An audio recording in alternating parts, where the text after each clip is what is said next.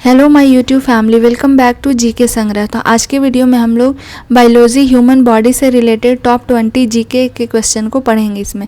तो चलिए शुरू करते हैं। पहला क्वेश्चन है एड्स से होता है। ऑप्शन है जीवाणु से, विषाणु से, फफूंद से या कृमि से।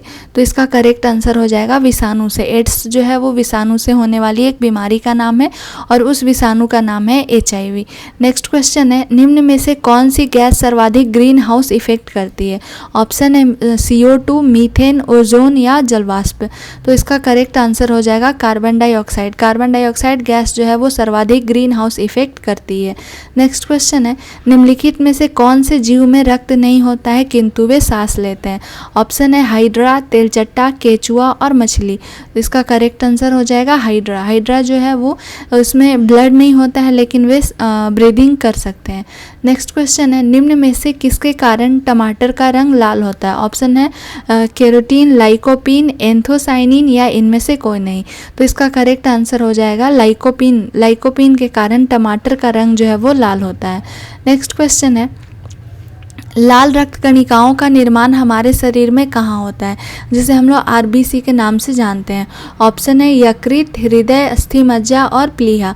तो इसका करेक्ट आंसर हो जाएगा अस्थि मज्जा, जिसे हम लोग बोन मैरो के नाम से भी जानते हैं। तो उसमें RBC का निर्माण होता है।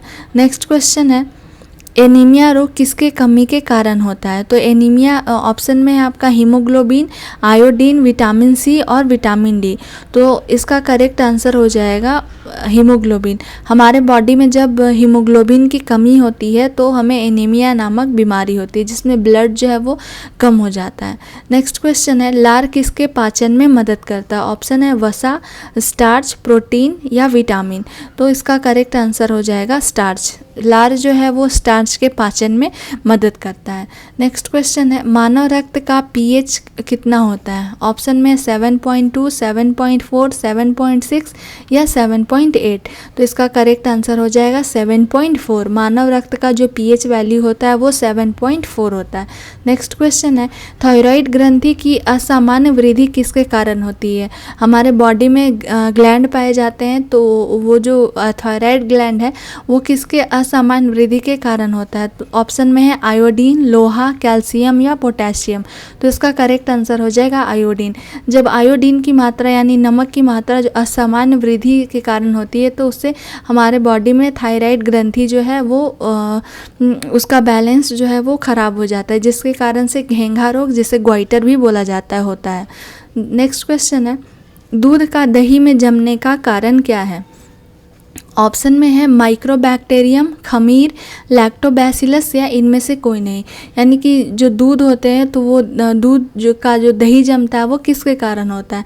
तो इसका करेक्ट आंसर हो जाएगा लैक्टोबैसिलस। लैक्टोबैसिलस के कारण दूध जो है वो दही में परिवर्तित होता है। नेक्स्ट क्वेश्चन है निम्न में से किसको RBC का कब्रिस्तान कहा जाता है।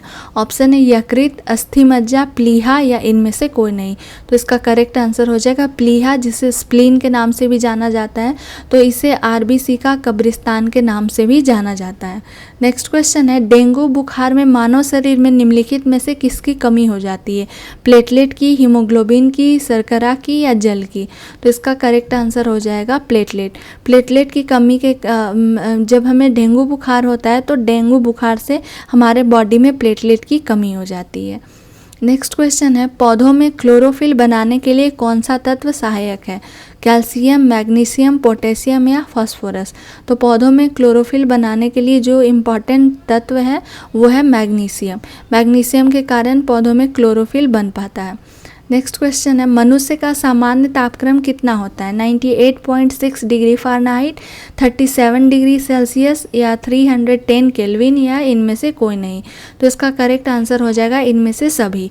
इनमें से सभी ये सही हो जाएंगे, क्योंकि अगर फ़ारेनहाइट में देखें हम लोग तो 98.6 होता है, डिग्री सेल्सियस में अगर देखें तो 37 होता है और केल्विन में इसका जो मात्रा होता है वो 310 होता है। तो इसलिए ये सारे के सारे ऑप्शन सही हो जाएंगे। नेक्स्ट है दांतों तथा हड्डियों में पाए जाने वाला तत्व है। ऑप्शन है कैल्शियम तथा फास्फोरस, फास्फोरस तथा सल्फर, पोटेशियम तथा कैल्शियम, कैल्शियम तथा मैग्नीशियम। तो इसका करेक्ट आंसर हो जाएगा कैल्शियम तथा फास्फोरस। हमारे दांत और हड्डी में जो पाए जाने वाले तत्व होते हैं वो कैल्शियम और फास्फोरस होते हैं। नेक्स्ट है मानव शरीर का सबसे कठोर पदार्थ कौन सा है? नाखून, दंत धातु, एनामेल या हड्डी?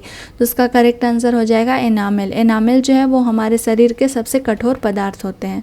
किस ग्रंथि को मास्टर ग्रंथि भी कहा जाता है?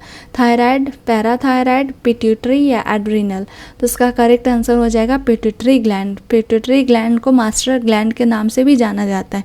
ये हमारे ब्रेन में पाए जाते हैं और जितने भी ग्लैंड का जो कंट्रोल होता है वो पिट्यूटरी ग्लैंड करता है। इस कारण से इसे मास्टर ग्रंथि के नाम से भी जाना जाता है। नेक्स्ट है इंसुलिन की कमी से उत्पन्न होने वाला रोग कौन सा है? दमा, टीबी, डायबिटीज़ या तीनों?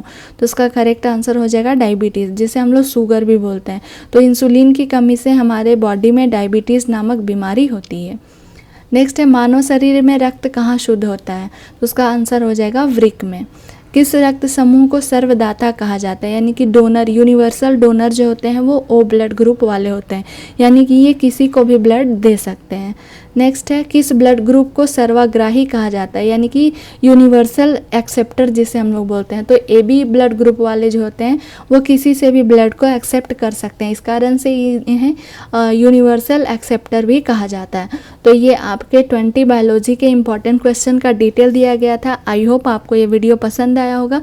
अगर मेरा वीडियो पसंद आता है तो please like, share and subscribe करना ना भूलें। Thanks for watching my video.